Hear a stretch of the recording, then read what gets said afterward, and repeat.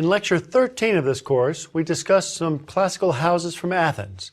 In Lecture 14, I introduced the character of Hippodamus of Miletus and his approach to Greek city planning. In this lecture, we're going to put those two together and see a newly planned city, Olynthus, based on the principles of Hippodamus, but providing the best preserved classical houses from anywhere in the Greek world. Now, I say that with some trepidation. I always make statements like that, the best preserved, and knowing that in archaeology that could all change tomorrow. Next week, somebody may find something better. But for now, these are the best preserved houses we have. Olynthus represents the application of Hippodamian planning to another region of Greece, one almost as far from Athens as Miletus was in Ionia. Olynthus was founded in what is today northern Greece, on two flat-topped hills overlooking a fertile plain about 1 mile from the sea at the Gulf of Torone. Although I doubt seriously that the people of ancient Olynthus would agree, I think we should be thankful to Philip of Macedon, father of Alexander the Great, for his contributions to the study of Greek cities. Let me set the stage for you.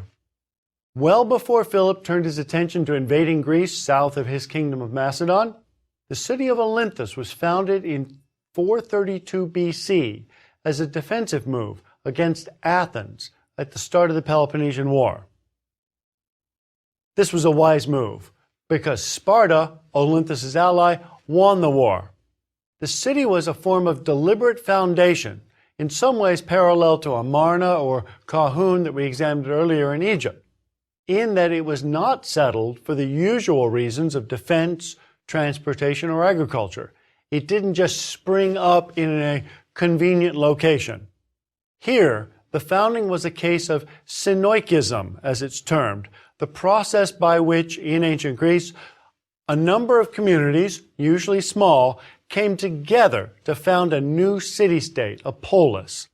Literally, synoikism in Greek means dwelling together in the same house. And there was really quite a movement of synoikism in the 200 years after Hippodamus of Miletus, so from the middle of the 5th to the middle of the 3rd century BC. The new city of Olynthus quickly became a leader in the region. 50 years after the end of the Peloponnesian War, another conflict arose.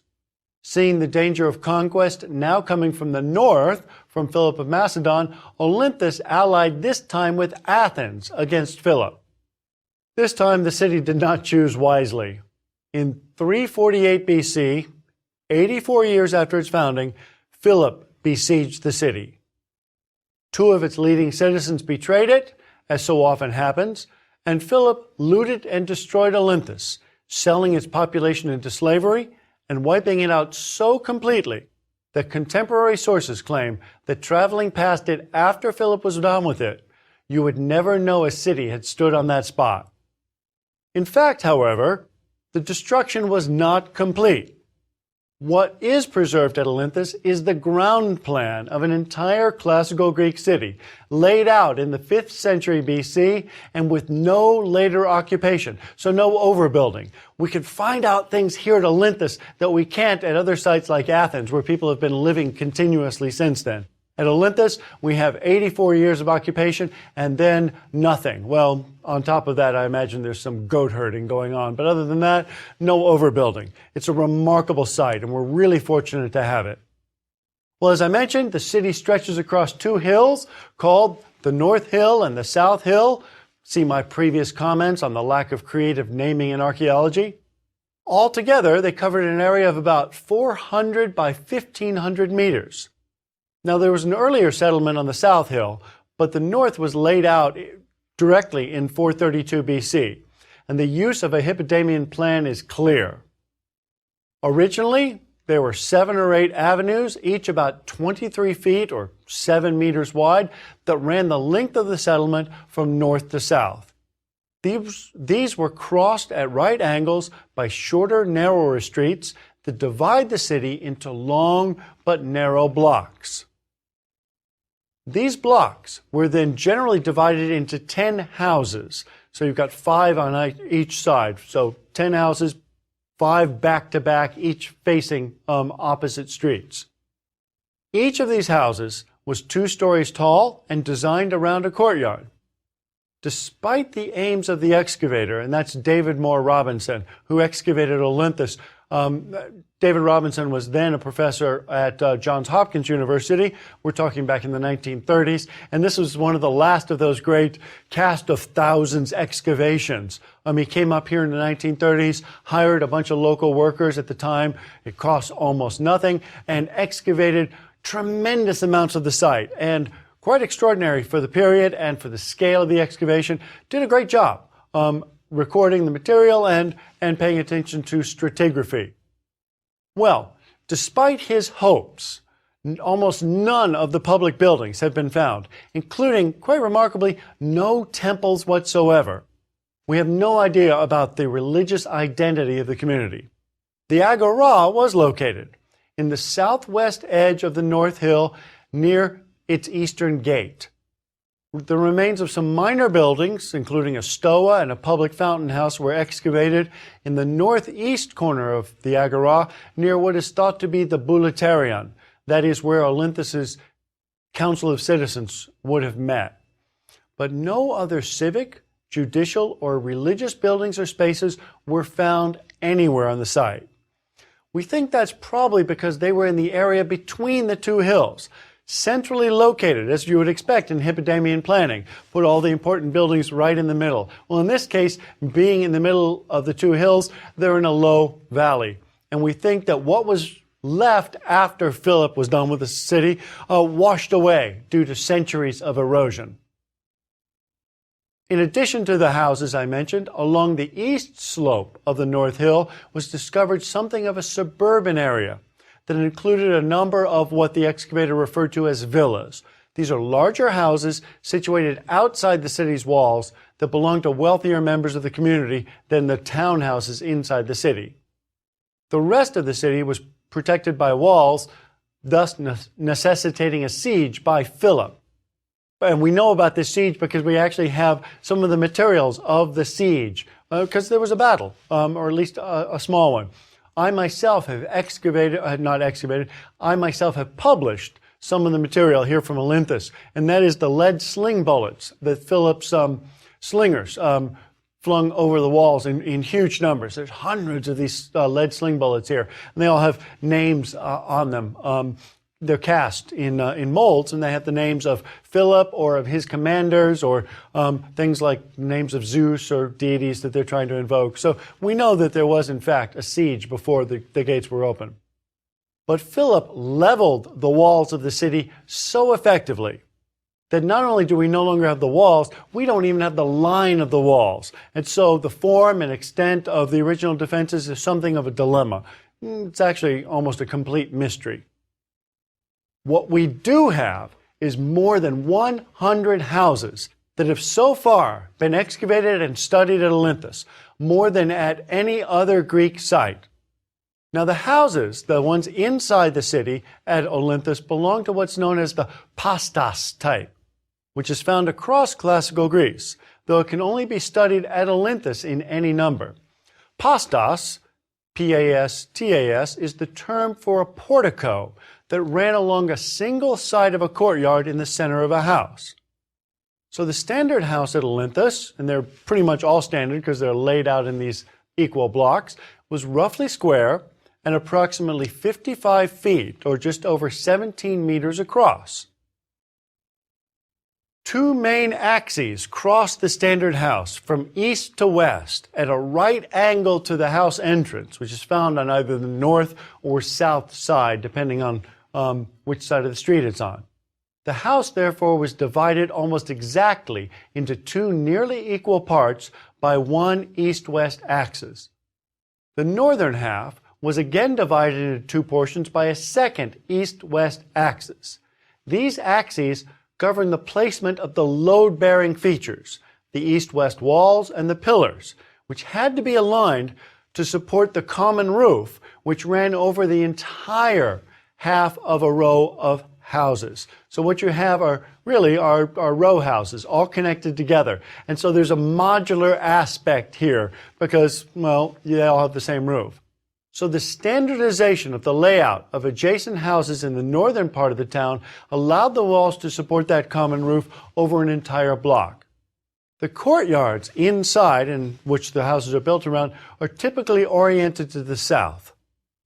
Now, in the typical row house at Olynthus, a single entrance led from the street into the central court, which is the largest room, well, it's not really a room, but a largest space, with shops, service rooms, and other storage rooms at the front, and the residential rooms, what we refer to as the oikos, and the andron, the male dining room, at the back. So we have a sort of division within, an informal division of what we might think of as public and private, all on the ground floor, with that courtyard dividing them roughly.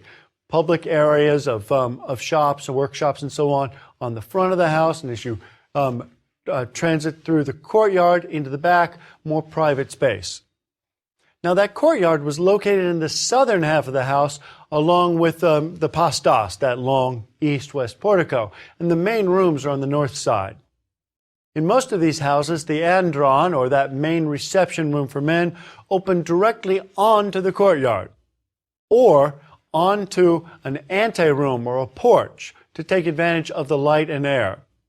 The andron has a low, raised seating platform around the perimeter to accommodate the dining couches, and so the form's recognizable. We know when we have an andron. Even if we don't have any small finds within it, the shape, size, and configuration of the room tell us that we have that male dining space. Now, densely built cities like Olynthus regularly had two-story houses. The central courtyard is not roofed, as it provided the needed light and air for the interior of the house, all the rooms around it. Exterior windows are rare because of the party walls with adjacent houses.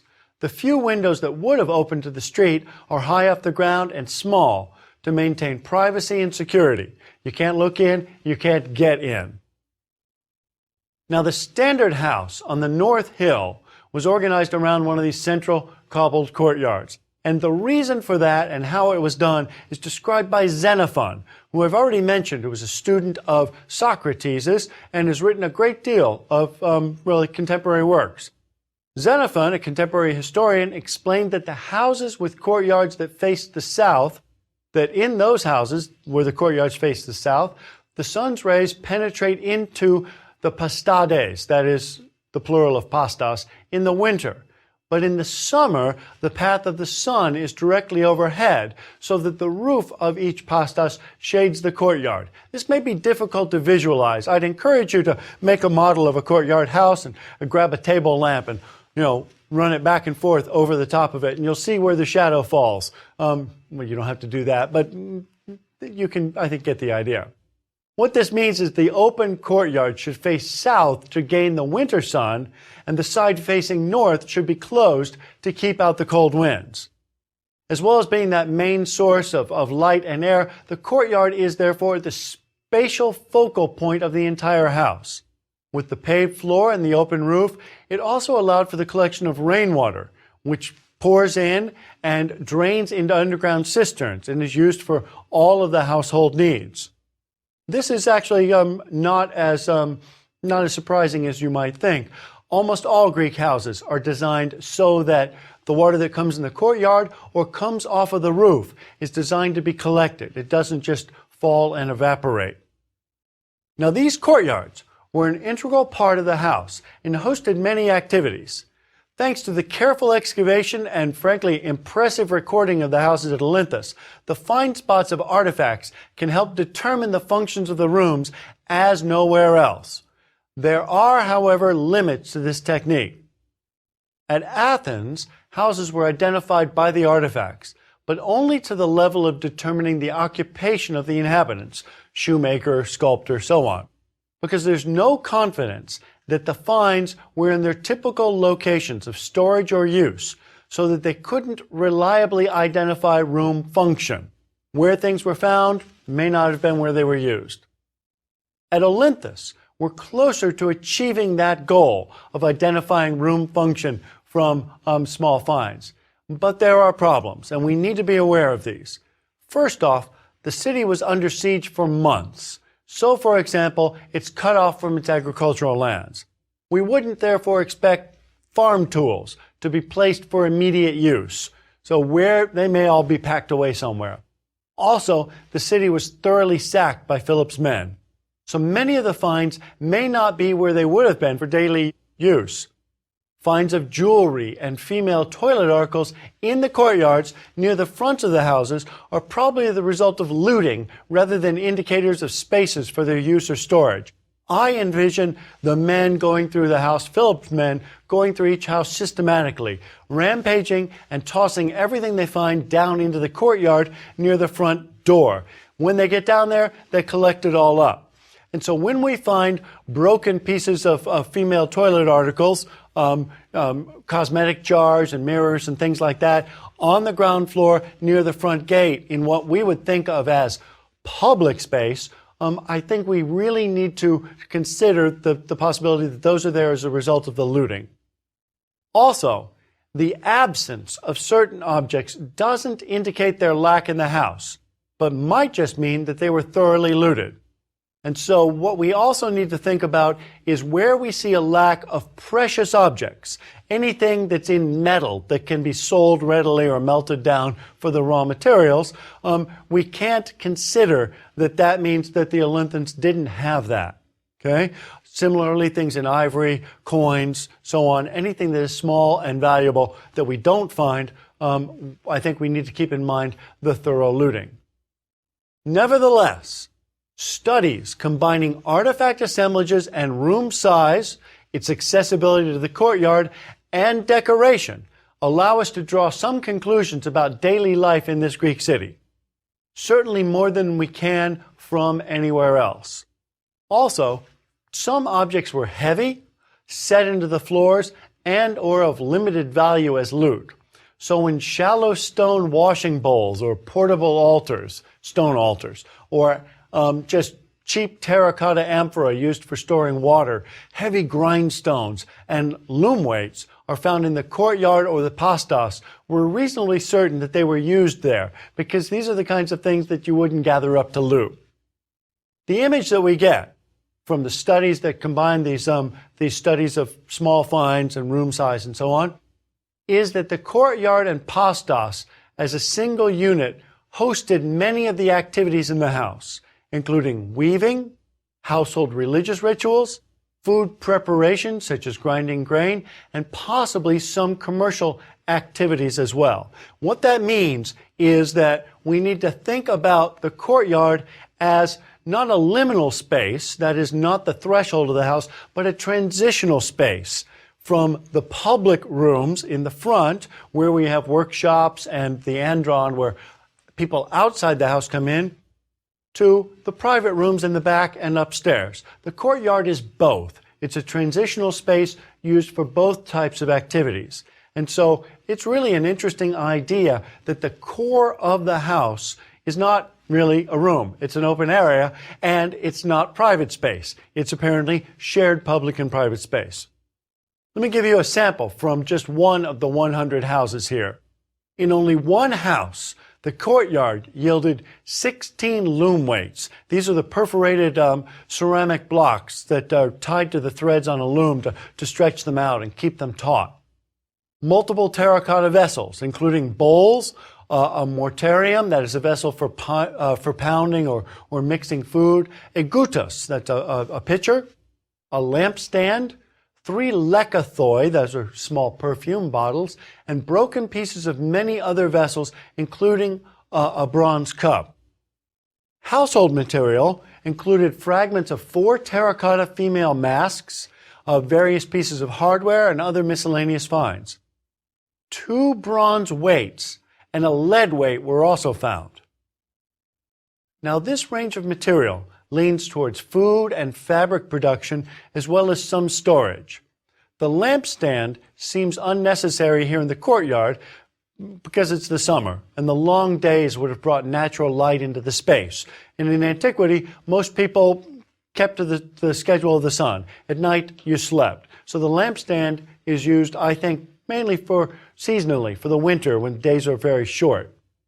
The weights provide evidence, that is, the bronze and lead weights, provide evidence of commercial activities in the courtyard, meaning that the courtyard is where the various events and activities in the house intersected. And we think that these are for commercial activities because these are the types of weights that you would use on a pan scale. You would put whatever commodity you were selling by weight, whether it was a food product like grain or whatever, on one pan and one of these standard weights on the other pan. So archaeologists refer to this type of space where everything intersects as flexible patterns of spatial behavior, meaning that attempts to assign a single or even primary use to a particular space in the Greek house are probably doomed to failure. In the pastos of the same house where I just listed all that material, mostly on the western end, excavators discovered a hydria, that's a water pitcher, an ulpe, a small wine pitcher, a bowl, a gutus, 2 cantharoi, those are drinking cups, 2 more lekathoi, perfume bottles, and other vessels. This material is largely used for dining and drinking, and most of it of very high quality, meaning that it was probably not used in the pastos, but stored there on shelves or in chests along the wall. Some of the material was probably for use in the andron just off the courtyard, and kept here because it's handy to that. Although the city of Olynthus was looted and razed almost to the ground, Philip's troops could not make off with its floor mosaics. The site has the largest collection of pebble mosaics in Greece, and among the very earliest. Actually, the earliest pebble mosaic ever found in Greece was found, so far at least, at the site of Corinth, which actually David Moore Robinson excavated before he excavated Olynthus. A remarkable coincidence there. The floor mosaics here also allow archaeologists to discern high status from lower status spaces on the ground floors of the houses. Formal reception rooms were ornately paved in black and white patterns, natural patterns of river stones that are placed together. These often display mythological subjects, including heroes, in fact, a number of heroes, while the service rooms had packed earth or cobble floors. And so just from the floors themselves, we can distinguish, I think, a sort of a hierarchy of importance of the rooms on the ground floor.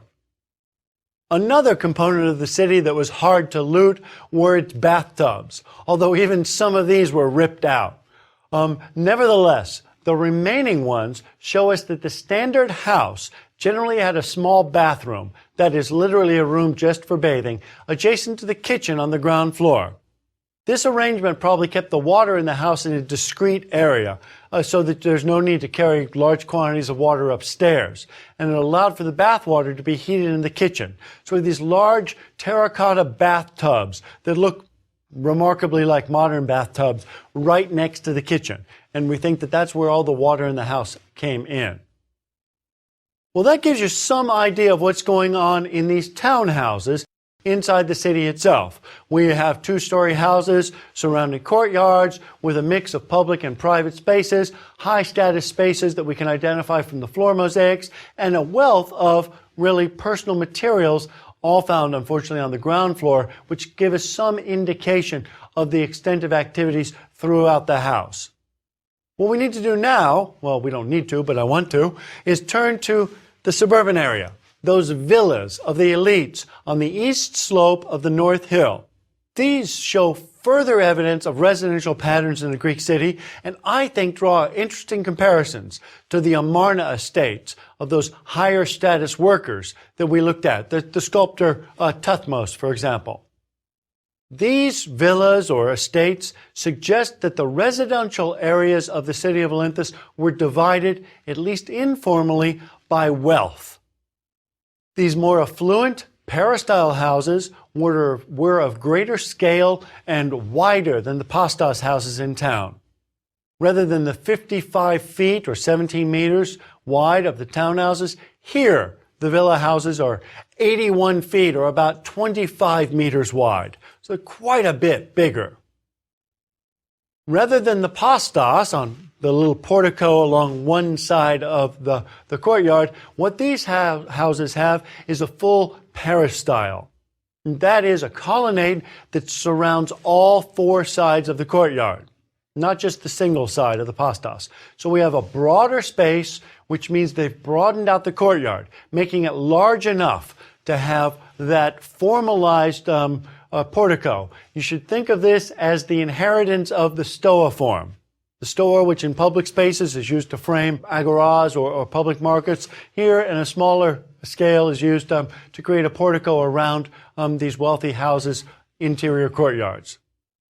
The larger size of the house also allowed for more richly decorated formal rooms, like the andron, to be grouped around the main courtyard.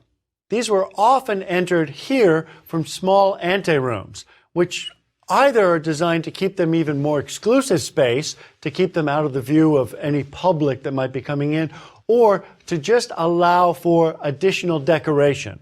That is, the further you penetrate into the house, the more exclusive and important the space is, and the more important you are. One of these villas was dubbed by the excavators the Villa of Good Fortune.